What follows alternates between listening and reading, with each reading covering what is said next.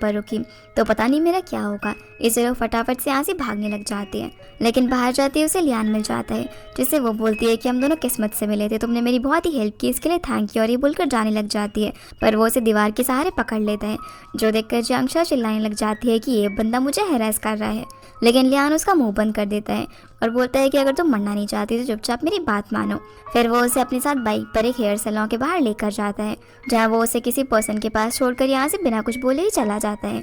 और ये बंदा जियांगशा को देखकर बोलता है कि तुम तो अभी भी बिल्कुल नहीं बदली, और उसे बोलने लगता है कि तुम्हें जॉब की ज़रूरत है ना, इसीलिए तुम यहाँ पर जॉब कर सकती हो। इसे इतनी बातें करता हुआ देखकर जियांगशा पूछती है कि क्या मैं तुम्हें जानती हूँ। तो वो हैरान होकर उसे बोलता है कि अरे क्या तुम मुझे भूल गई, मैं चेन फानजो हूँ। तुम कुछ साल बड़ी सिटी में क्या रहने के लिए चली गई, तुम मुझे पहचानना ही बंद कर दिया, या फिर मैं कुछ ज़्यादा ही हैंडसम हो गया जो कि तुम मुझे पहचानने से इनकार कर रही हो। लेकिन फिर भी वो उसे सब कुछ याद दिलाने के लिए बता देता है कि हम लोग स्कूल में एक साथ पढ़ते थे, और क्योंकि अभी तुम परेशानी में हो इसीलिए मैं जॉब के सिलसिले में तुम्हारी हेल्प कर रहा हूँ। ये बोलकर वो उसे अंदर सैलून दिखाने के लिए लेकर जाता है, जहाँ पर वो उसे अपने सैलून के बारे में काफ़ी सारी चीज़ें अच्छे समझा रहा होता है, जो सब देखकर वहाँ के एम्प्लॉयज़ भी हंसती हैं।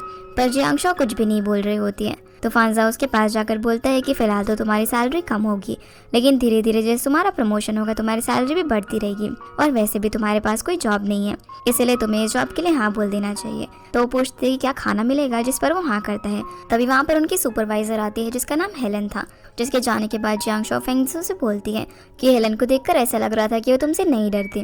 तो फांजा बोलता है कि वो तो तुम भी नहीं डरती हो, लेकिन कम से कम उसके पास स्किल्स तो है ना। ये बोलकर वो उसे उनका डॉम दिखाने के लिए लेकर जाता है। इसी बीच हम लियान को देखते हैं, जो कि जियांगशा के बारे में इन्फॉर्मेशन पढ़ रहा था, जो कि उसे किसी ने भेजी थी, जहाँ उसे पता चलता है कि दूसरी सिटी में उसकी लाइफ बहुत ही ज़्यादा टफ थी।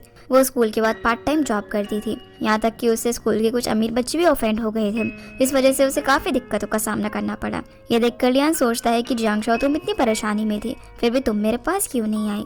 वहीं फांजो जियांगशा को डॉम में लेकर जाता है, जहाँ पर वो उसे उसका रूम दिखाता है, जो कि उसे एक और लड़की के साथ शेयर करना था, और कल 9 बजे सैलून आने के लिए बोलता है। साथ ही वो उसे अच्छे से आराम करने के लिए बोलता है और कहता है कि लियान अभी थोड़ा बिजी है, वो जैसे ही फ्री होगा वो तुमसे मिलने के लिए आएगा। तो जियांगशा बोलती है कि वो मुझसे मिलने के लिए क्यों आएगा, मैंने उसे बोला है कि मुझे उसकी हेल्प की ज़रूरत नहीं है। जो सुनकर फांजो बोलता है कि आखिर तुम्हें हुआ क्या है, पहले तो तुम लोग इतना ज़्यादा क्लोज रहते थे, पर एक दिन तुम उसे अचानक से छोड़कर दूसरी सिटी में चले गए पढ़ने के लिए, जिस वजह से उस बेचारे का काफ़ी दिल टूटा था। वो काफ़ी सैड रहने लगा था, और अब तुम वापस आकर ऐसे बिहेव कर रही हो जैसे कि तुम उसे जानती ही नहीं हो।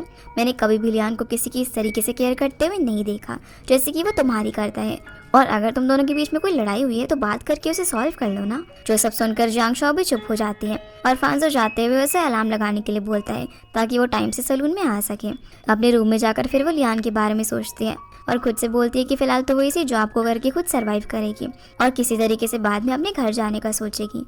अब अगली सुबह हम देखते हैं कि सभी लोग सैलून में जियांगशा का वेट कर रहे होते हैं, लेकिन वो देर से आती है, जो देखकर फांजा उसे बोलता है कि काम के पहले ही दिन तुम देर से आई, मैंने तुम्हें अलार्म लगाने के लिए बोला था ना, और क्या तुमने अपनी रूममेट्स को नहीं बोला कि वो तुम्हें जगा दे।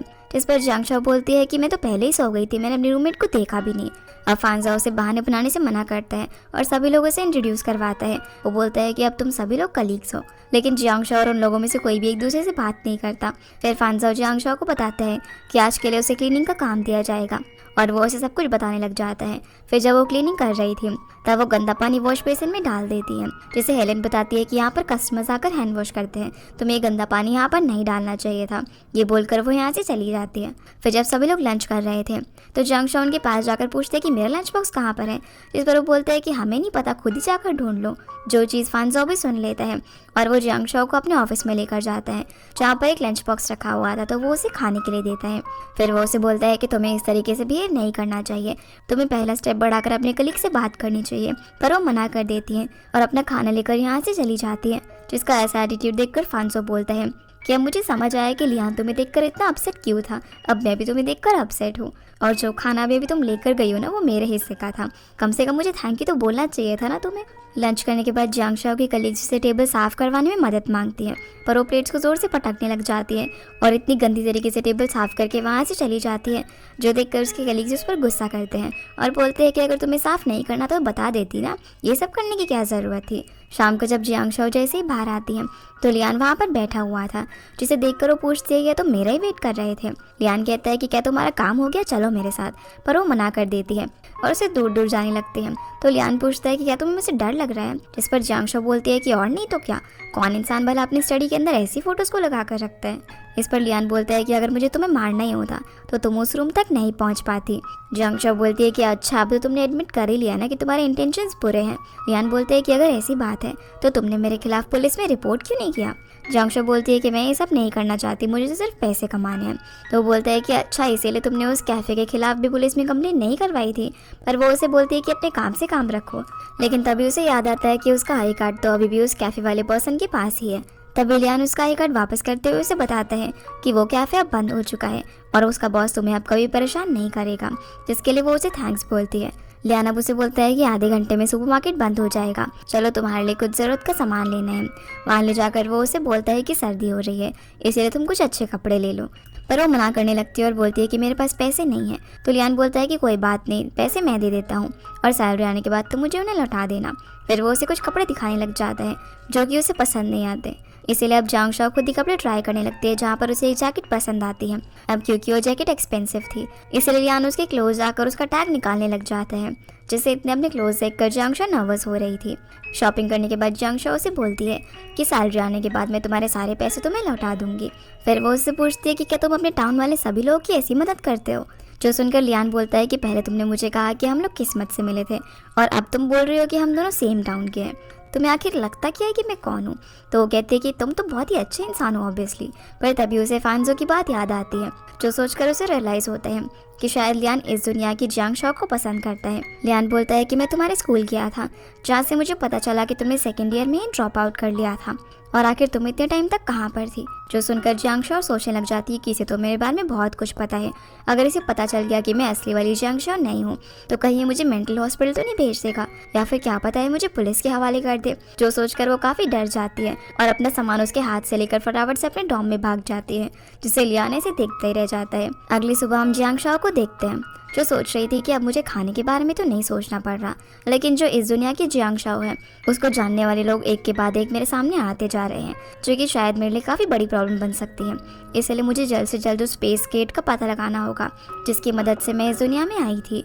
फिर वो टेरेस पर खड़े होकर सोचने लग जाती है कि उस रिवर में कूदने पर भी मैं वापस नहीं जा पाई, तो फिर ये स्पेस का दरवाज़ा और कहाँ हो सकता है। पर तभी उसे फांजो आवाज़ लगा देता है, इसलिए वो वापस से काम पर लग जाती है। इसके बाद फांजो सभी लोगों को बता रहा होता है कि कैसे उन्हें हेयर वॉश करना है और कस्टमर से किस तरीके से बात करनी है। सबसे पहले वो जियांगशो को अपने एम्प्लॉय पर डेमो दिखाने के लिए बोलता है, पर वो तो सीधा उसके सर पे ठंडा पानी डाल देती है, जिस पर फांजो उसे बोलता है कि तुम्हें सबसे पहले कस्टमर से ही पूछना चाहिए। अब जब वो कस्टमर से पूछ रही होती है तो फांजो बोलता है कि ऐसा लग रहा है कि तुम किसी दुश्मन से बात कर रही हो। वो उसे प्यार से बात करने के लिए बोल रहा होता है, जैसे कि तुम कोई पोयम गा रही हो, लेकिन जियांगशो से नहीं हो पाता। तो फांजो खुद ही सभी लड़कियों को बताने लग जाता है कि तुम्हें पेट से आवाज़ निकालनी होगी। ये बोलकर वो बहुत ही फनी वे में उन सबको डेमोन्स्ट्रेट करता है, जो देखकर सभी लड़कियां हंसने लग जाती हैं। फिर वो उन सभी को प्रैक्टिस करने के लिए बोलता है, जहाँ प्रैक्टिस करते वक्त सभी लड़कियां उसी की वे में बात कर रही थी। ये देखकर जियांगशो भी स्माइल करती है। अब थोड़ी देर बाद जब फांजो वापस आता है तो देखता है कि सभी लड़के तो प्रैक्टिस कर रही हैं, लेकिन जियांगशो वहाँ पर नहीं थी, जो कि रिसेप्शन पर बैठकर टाइम ट्रैवल के बारे में रिसर्च कर रही थी। फांजो से बोलता है कि तुम बाकी सभी के साथ प्रैक्टिस क्यों नहीं कर रही हो। तो बोलती है कि कोई भी मुझे अपने साथ प्रैक्टिस नहीं करने दे रहा। फिर जब वो देखता है कि वो टाइम ट्रैवल के बारे में पढ़ रही है तो वो उसे बताता है कि उसे भी ये सारी चीज़ें काफ़ी पसंद हुआ करती थी, लेकिन तुम्हें अब रियलिटी में आ जाना चाहिए। तुम्हारे दिमाग के साथ अगर तुम थोड़ी सी मेहनत करोगे ना तो बहुत आगे तक जाओगी। जियांगशो बोलती है कि सिर्फ हेयर वॉश ही तो करना है, इसमें प्रैक्टिस करने जैसा क्या है। पर वो उसे समझाता है कि मैं तुम्हारी भलाई के लिए बोल रहा हूँ, और कंप्यूटर का माउस लेकर यहाँ से चला जाता है। इसके बाद हम लियान को देखते हैं, जो कि उस मोबाइल फ़ोन को अपने हाथ में लेकर अपने मिसिंग दोस्त के बारे में सोच रहा होता है कि उसे गए हुए 6 साल हो गए हैं और इन 6 सालों में पहली बार ये फ़ोन बजा जिसके अंदर कोई लोकेशन है। मुझे पता है कि तुम मेरे आसपास ही हो। यहाँ से फिर हमें फ्लैशबैक का सीन दिखाया जाता है। जिस दिन लियान का दोस्त गायब हुआ था उसी दिन ये लोग बात कर रहे थे, जहाँ पर उसका दोस्त बोलता है कि तुम चिंता मत करो, एक दिन मैं अपने पैरों पे खड़े हो जाऊंगा, लेकिन उस वक्त शायद मैं तुम्हारी दुनिया में ना हूँ। लियान उसे ऐसी बकवास बातें करने के लिए मना करता है, पर प्रेजेंट में वो सोच रहा होता है कि कोई बेवकूफ़ी तुम्हारी ऐसी बातों पर यकीन करेगा। इसी के साथ ये एपिसोड यहीं पर ख़त्म हो जाता है। तो गाइस, ये थी आज की वीडियो एंड आई होप आप लोगों को ये वीडियो पसंद आई होगी, तो इस वीडियो को लाइक कर चैनल को सब्सक्राइब जरूर कीजिएगा। आपसे फिर मिलते हैं अगले एपिसोड में, तब तक के लिए गुड बाय।